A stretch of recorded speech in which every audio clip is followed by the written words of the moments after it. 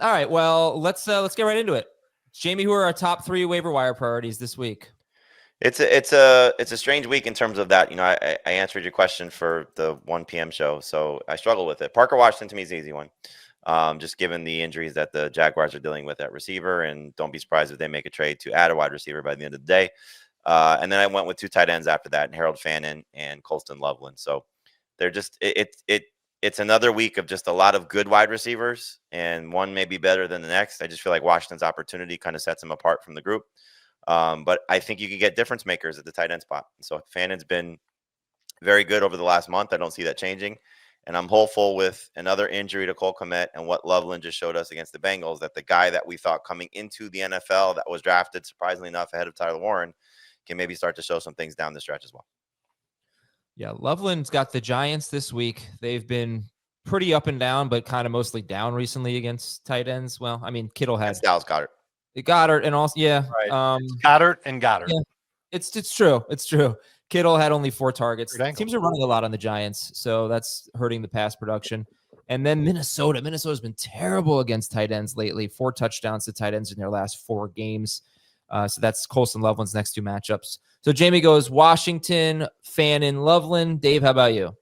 My top 3, I'm going to sweep it with tight ends. Fannin is my number 1 as well. I think he's locked into at least a good role in Cleveland. If David Njoku gets traded, then it's going to be a massive role for Harold Fannin. But Njoku's number 2, because even if he doesn't get traded, he's still going to see a lot of targets in Cleveland. We're talking about the top 2 target getters for the Cleveland Browns, and a quarterback that loves to throw short, and a team that's probably going to be at minimum in competitive games most of the rest of the season. So I like both of those tight ends off the top. And then Loveland would be 3rd for me. I absolutely love what I saw from him last week. And even if you take away the yards after his last catch and the touchdown after his last catch, he'd still have 6 catches for 85 yards last week. Adam, you'd still really like him if he finished the game with 6 catches for 85 yards, right? I don't think that that's something that we would, turn our nose up at. That's like an average game against Cincinnati, though. Right. And so, I think most teams would have tackled Loveland instead of just letting him bounce off of them and then run to the end zone. But what happened, and it's great to see. More importantly, 7 targets is really, really good.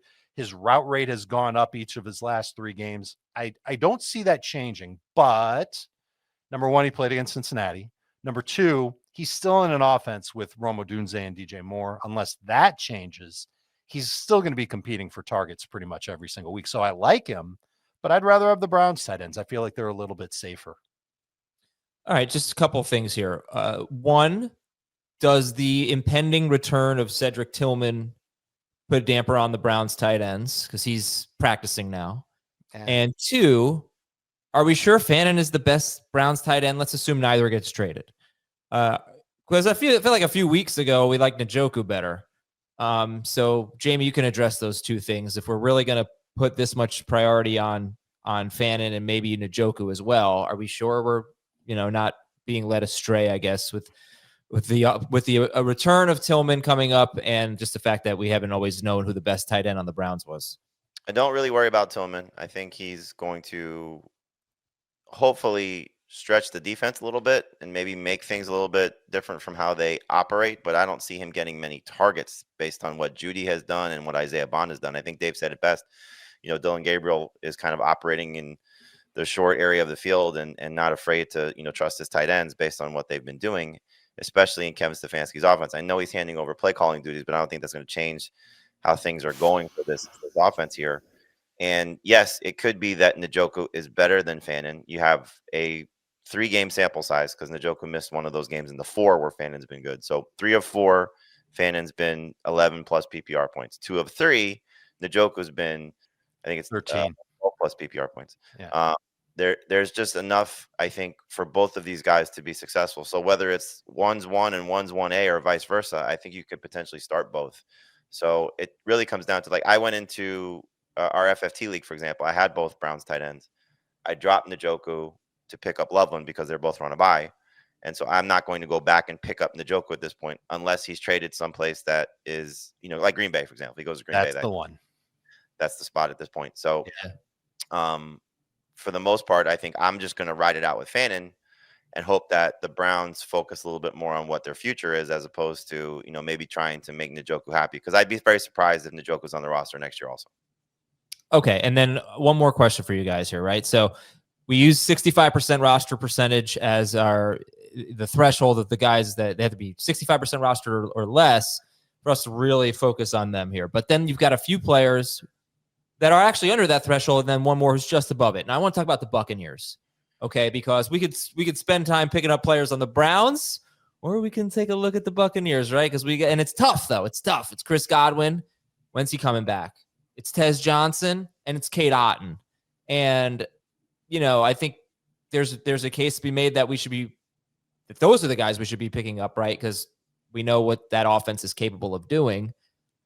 Dave, how does the Buccaneers factor into the waiver wire priorities? I hated what we last saw from Chris Godwin. He didn't look healthy, and he's already been banged up. Well, he obviously came into the year recovering from his injury, and then he got banged up again.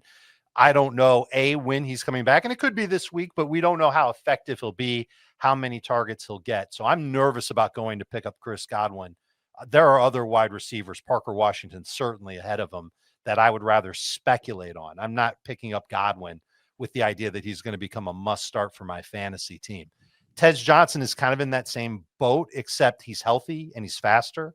And I like the role that he's been in for the past few weeks. And I'm hoping that he builds on that coming out of their bye week. Otton could be impacted significantly by any and all returns at wide receiver. And it's not just Tez, and it's not just Godwin. It's Jalen McMillan, who is an easy IR stash if you've got IR spots, and we don't know when he's coming back. But I remember watching him on the day that I went to their joint practice against the Titans, and he looked great.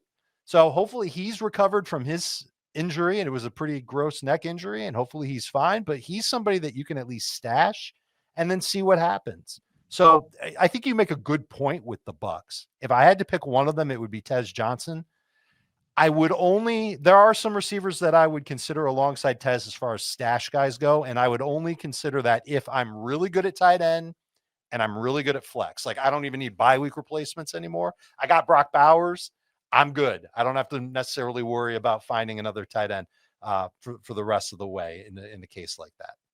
Okay. Yeah, and if you look at the last week that they played, week 8, see some pretty modest numbers from Cade Otton, 4 for 40 on 5 targets. From Tez Johnson, 5 for 43 on 6 targets. He actually led the team in receiving. They threw 24 times for 152 yards.